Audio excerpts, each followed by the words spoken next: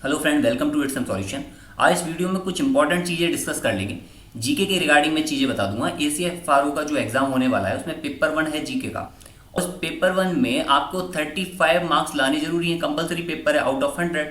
अब आपका एग्जाम चाहे अभी हो चाहे बाद में हो, ये आपको 35 तो तब भी लाने पड़ेंगे, अब भी लाने पड़ेंगे। अगर 34.99 भी आपके मार्क्स आते हैं तो आप डिस्क्वालीफाई हो जाओगे, समझे। पेपर टू भी नहीं दे पाओगे, मतलब दे सकते हो लेकिन आप एलिजिबल नहीं होगे, ठीक है, आपको वो हटा देंगे। अब यहाँ पर हम बात कर लेते हैं कुछ इंपॉर्टेंट पॉइंट्स की जिसकी वजह से आप मिनिमम ला सकते हो। तो मैं आपको एक चीज़ बता देता हूँ। देखो, मैंने यहाँ पर क्या है, स्टेट वाले पार्ट को हटाया हुआ है और मैंने सिर्फ इंडिया वाले पार्ट से आपको बता रहा हूँ कि क्या क्या चीज़ें इंपॉर्टेंट है। और मेरे ऑलरेडी 85% तक मार्क्स मैंने खुद ने गेन किए हैं। और मैं समझता हूँ कि देखो, जीके ऐसा सब्जेक्ट है जिसमें आप 100 नहीं ला सकते, ठीक है। तो यहाँ पर एक करंट अफेयर का जो आपको सेक्शन दिख रहा है ना, ये एक ऐसा सेक्शन है जो आप इजीली आपके लिए मार्क्स दिला सकता है। कैसे, देखो, आपको मैंने एक तो अक्टूबर 19 से लेके 2019 से लेके आपको लगभग 15 फेब तक, 15 फेब 2020 तक की मैंने आपको वन लाइनर प्रोवाइड कराई है। चाहे कोई भी एग्जाम हो आपका, ये वन लाइनर बहुत इंपॉर्टेंट है।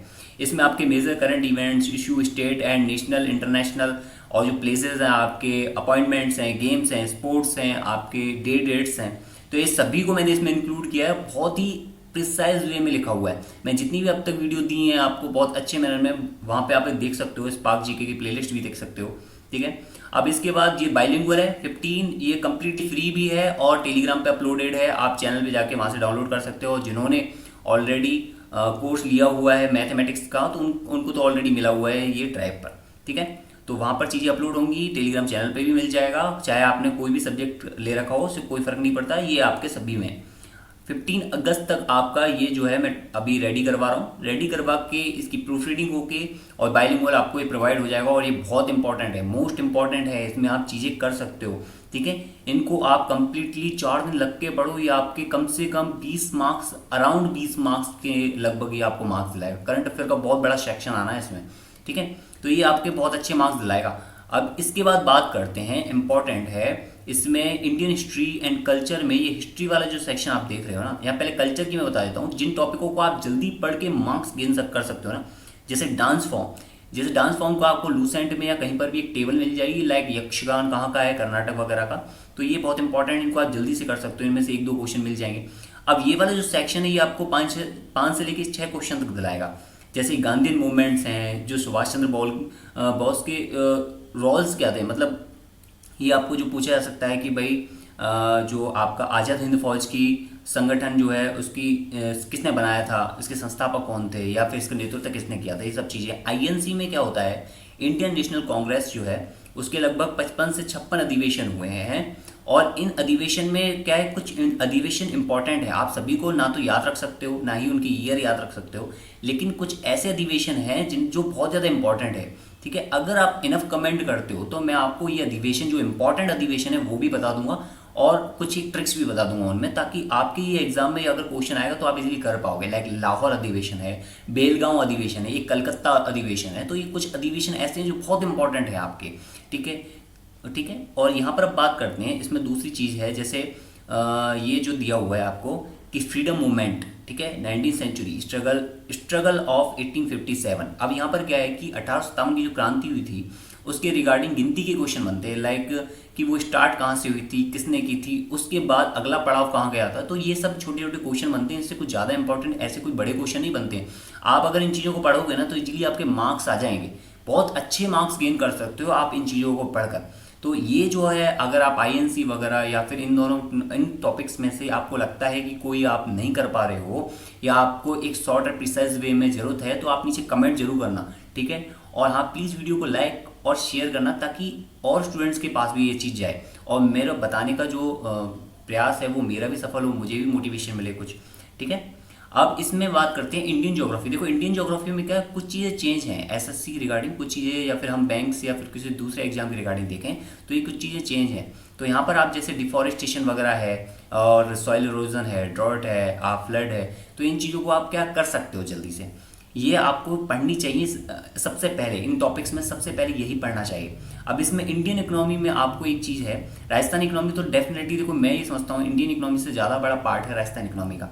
तो आप जो भी स्टेट का इकोनॉमी आप पढ़ रहे हो वो तो एक अलग पार्ट है, लेकिन इंडियन इकोनॉमी में जीएनपी, जीडीपी, ठीक है, पर कैपिटा इनकम, इनमें कुछ नहीं है, इनमें सिंपल एक ही लैंग्वेज है।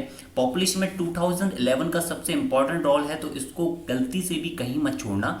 ये एक चार्ट बनाओ, इसमें आपकी जो सबसे कम पॉपुलेशन वाली डिस्ट्रिक्ट, सबसे ज़्यादा पॉपुलेशन वाली डिस्ट्रिक्ट, यूनियन टेरिटरीज में, आपके स्टेट्स में, नॉर्मल स्टेट्स में, तो ये सब आपका लिखा हो परसेंटेज वाइज, ठीक है, आपकी डेंसिटी वाइज, आपका सेक्स रेशियो, ठीक है, 6 ईयर से कम चाइल्ड्स का, और आपके, ठीक है, एज ग्रुप का। इस तरह से आपका ये पॉपुलेशन का एक चार्ट बनाओ, ये सबसे इंपॉर्टेंट है। आपको बहुत अच्छे क्वेश्चन मिलेंगे यहाँ से देखने के लिए, और आप इजीली कर पाओगे इन चीज़ों को, ठीक है। ये वो चीज़ें हैं जो आपको सर्टेन चीज़ें पढ़नी जरूरी हैं जीके में, जिनसे आप अच्छा स्कोर कर सकते हो। अदरवाइज आप लगे पड़े हो चीज़ों को करने में, तो वहाँ से कोई वो नहीं होने वाला। अब यहाँ पर बात करते हैं एग्रीकल्चर में सबसे इंपॉर्टेंट और जल्दी से आप कवर कर सकते हो, वो है ये major crops and organic farming. Organic farming and major crops बहुत इंपॉर्टेंट है। लाइक आपका कपास पूछ लिए कि ये कपास की जो फसल है, ये इसके लिए क्या प्रेफरेबल कंडीशन है। चावल है, चावल को हम कितना पानी दें, कितना हम टेम्परेचर कितना रहे, तो ये सभी चीज़ इंपॉर्टेंट हैं। तो गिनती की मिट्टियाँ होती हैं, उनमें क्रॉप्स भी कितनी 3 तरह की होती हैं, उनमें भी कुछ फैक्टर्स होते हैं, कुछ इंपॉर्टेंट क्रॉप्स होती हैं। लाइक हमारे यहाँ गेहूँ होता है, और अगर स्टेट वाइज देखो तो कुछ बाजरा वगैरह, तो आप उनको क्या ज़्यादा फोकस करो, कपास है, चावल हैं, इनको फोकस करो, और इन्हीं से रिलेटेड कहीं ना कहीं ये क्वेश्चन आएगा और आप इसको जल्दी कर पाओगे, ठीक है। इसके बाद बात करते हैं इसमें फाइनेंशियल इंक्लूजन की। अब यहाँ पर एक इम्पॉर्टेंट बात है कि कुछ बच्चों के दिमाग में एक चीज़ है कि सर यहाँ पर अगर मैं बोलता हूँ कि 5 ईयर प्लान भी आपके लिए बहुत इंपॉर्टेंट है, तो कुछ बच्चों के दिमाग में आएगा कि यहाँ तो मेंशन ही नहीं कर रहा। अगर आप इस तरह से मेंशन देखोगे कि मेंशन कर रखा है या नहीं कर रखा, तो 80 से लेकर 85 पेज बनेंगे आपके पूरे सिलेबस के, और आप देख के घबरा जाओगे। एक बात मैं बता देता हूँ, ये 5 ईयर प्लान वाला जो फंडा है, ये क्या है। अब ना तो देखो प्रधानमंत्री योजना में आता है, ना प्रधानमंत्री मुद्रा योजना में आता है, लेकिन नीति आयोग के अंडर में ये चीज़ आती है। राष्ट्रीय विकास परिषद जो है इसकी प्रधान बॉडी है। तो 5 ईयर प्लान ऐसा नहीं वो अलग से लिखेगा, नीति आयोग बोल दिया उसने, या फिर कुछ और चीज़ बोल दी, यहाँ पर योजनाओं के बारे में बोल दिया, इसका मतलब वो 5 ईयर प्लान को भी कंसीडर कर रहा है। तो इसमें भी आपके क्या है, बहुत सारे मॉडल्स हैं, ठीक है। तो उनको सबको पढ़ना, आपको अगर लगता है कि ये भी आपके लिए थोड़ा टिपिकल है, तो नीचे कमेंट बॉक्स में कमेंट कर देना। मैं आपको बहुत अच्छी अच्छी इसमें चीज़ें बता दूंगा, जितना हो सकता है, जो एग्जाम पॉइंट ऑफ व्यू से बहुत इंपॉर्टेंट है। जीएसटी पर जो आपके जितने भी कैडर बने हुए हैं, या जीएसटी का इम्प्लीमेंट कब हुआ, कहाँ से इम्प्लीमेंट हुआ, कहाँ से लिया है, तो इसके रिगार्डिंग बहुत क्वेश्चन ऑलरेडी एग्जाम में आए हुए हैं। Global warming, green house effect वगैरह। इसके साथ ये योजनाएं जो 2 दी हुई हैं, इनको तो अच्छे से पढ़ो। साथ में कुछ ऐसी योजनाएं भी हैं जो इसमें अभी मेंशन नहीं की गई, बट आपको पढ़नी है वो। तो ये जो टॉपिक्स हैं, ये वाला टॉपिक्स है इसमें, या मेजर क्रॉप्स का ये वाला टॉपिक्स है, ये वाला टॉपिक्स है, इनको आप पहले पढ़ो, ठीक है। मेरा यहाँ पर टारगेट वीडियो का बनाने का ये है कि आप इन टॉपिक्स को पहले पढ़ो, ताकि आपके जल्दी कवर हों और आपके ज़्यादा से ज़्यादा मार्क्स आए यहाँ पर, ठीक है। अब बात करते हैं इसमें जनरल साइंस की। तो इसमें 3 सेक्शन है, पीसीबी, यानी फिजिक्स का, केमिस्ट्री का, बायोलॉजी का। कुछ बच्चों का इंटरेस्ट, जो मैथ वाले बच्चे होते हैं वो तो फिजिक्स केमिस्ट्री को चूज़ करते हैं, और बायो वाले कैंडिडेट जो हैं वो इन दोनों को चूज़ करते हैं। कुछ ऐसे कैंडिडेट भी होंगे, मतलब चूज़ करने का मतलब ये है यहाँ पर कि कुछ लोगों को 2 सब्जेक्ट ज़्यादा पसंद होते हैं, कुछ को ये वाले 2 ज़्यादा पसंद हो सकता है कई ऐसे बच्चे हों जिनको ओनली फिजिक्स पसंद हो।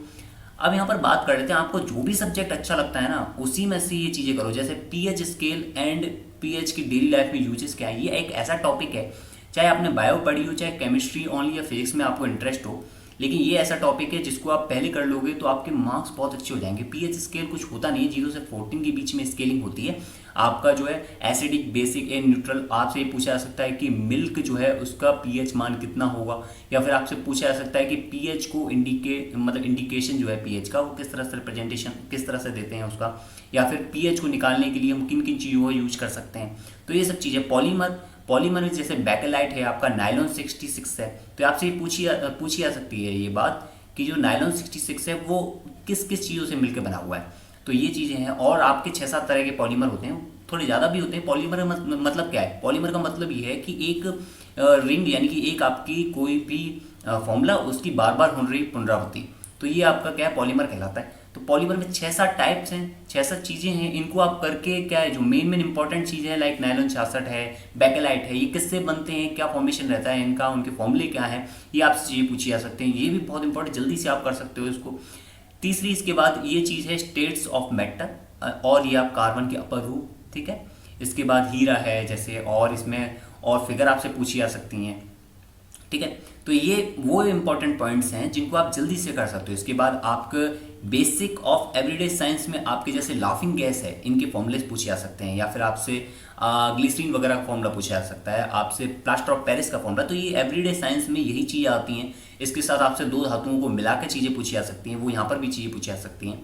ठीक है, तो ये जो वो टॉपिक्स है जिनको आप जल्दी से कर सकते हो, और ये आपको 12th तक की बुक में इजीली मिल जाएगा, कोई बड़ी बात नहीं है इसमें। और मैंने इसके लिए ऑलरेडी एक बुक प्रोवाइड कर रखी है, और जो कि हमारी नहीं है, ऑब्वियसली हमने कहीं और से परचेज करके आपको प्रोवाइड कराई है। तो या तो टेलीग्राम से आप ले सकते हो डेफिनेटली, ठीक है, वहीं से आपको मिल जाएगी। इजीली सर्च करो, और अभी लेटेस्ट ही उसमें अपलोड की गई हैं। तो कुल मिला के 10 PDF हैं आपकी, और आपकी 5 हिंदी में है और 5 इंग्लिश में है, सेम PDF। तो आप वहाँ से क्या सिलेक्टेड चीज़ों को पढ़ो, और जैसे उसमें कॉन्स्टिट्यूशन वगैरह कुछ चीज़ें एक्स्ट्रा हैं तो उनको आप रिमूव कर दो, ठीक है। बाकी रिमेन चीज़ें पढ़ो, बहुत प्रिसाइज वे में लिखा हुआ, बहुत अच्छा मटेरियल है। तो इन चीज़ों को पढ़ो, आपके एग्जाम पॉइंट ऑफ व्यू से बहुत इंपॉर्टेंट है।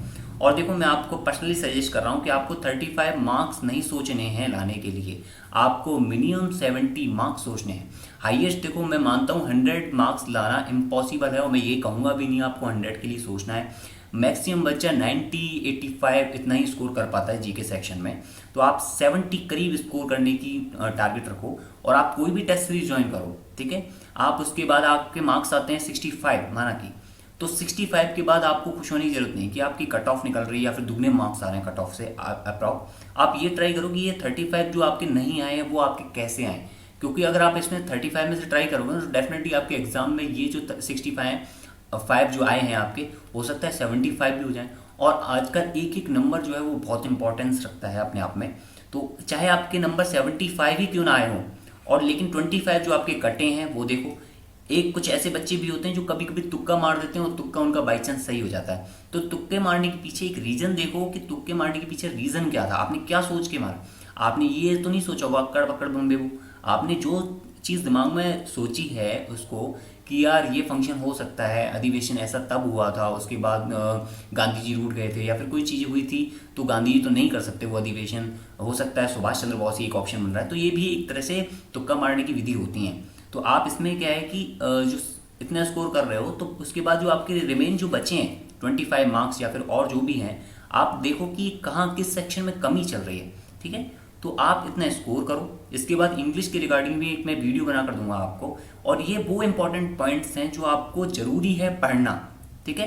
और यहाँ देखो, मैं इसलिए आपको बता रहा हूँ कि मेरे खुद का 85% तक स्कोर है, इससे ज़्यादा मेरा स्कोर नहीं है जी के सेक्शन में। इवन मैं करंट अफेयर में भी मैंने हाईएस्ट 85% तक, 80 से लेकर 85% तक मेरे मार्क्स वेरी करे हैं। तो मैं ये आपको बहुत अच्छे से चीज़ें बताता हूँ, और ये मैंने वन लाइनर जो है मैंने खुद तैयार किया हुआ है, आपको प्रूफ रीडिंग के बाद आपको मिलेगा, और इसके बाद आपको कुछ भी पढ़ने की जरूरत नहीं पड़ेगी 1% क्लियर बात। तो ये चीज़ें थोड़ा सा अच्छे से देखो। इसके बाद अगर आपको टाइम मिलता है तो बाकी और चीज़ों पर ध्यान दे सकते हो, लेकिन आपको क्या है, मेन आपका 35 मार्क्स जो है ना वो बहुत इंपॉर्टेंट है आपको लाना। तो जो बच्चे अभी ऑप्शनल पे ध्यान दे रहे हो बहुत अच्छी बात है, लेकिन एक बात ध्यान जरूर देना, कंपलसरी पेपर में आपको मिनिमम लाना जरूरी है, एंड कंपलसरी प्लस के ऑप्शनल में आपको ओवरऑल 40% लाना जरूरी है, ठीक है। ओवरऑल मार्क्स आपके 40% होने चाहिए, यानी कि आपके 6 24 यानी 240 मार्क्स आपके आउट ऑफ 600 होने ही चाहिए, ठीक है, ऑप्शनल कंपलसरी पेपर देने के बाद। तो ये बात ध्यान रखना। Okay, thank you, good luck, best of luck. जितना हो सकता है उतनी अच्छे से तैयारी करो, मैं जितना होगा उतनी हेल्प करूंगा डेफिनेटली, ठीक है। ये मेटल जितना मुझे प्रोवाइड होगा बेस्ट तरीके से मैं उतना आपको प्रोवाइड करवाऊंगा, ठीक है। बेस्ट फैकल्टी वर्क कर रही है, तो प्लीज़ अच्छे से वो करो, और टेस्ट सीरीज ज्वाइन करो जितनी जल्दी हो उतनी जल्दी, और जितना हो सकता है उतना प्रैक्टिस करो। Okay, thank you, good luck, best of luck.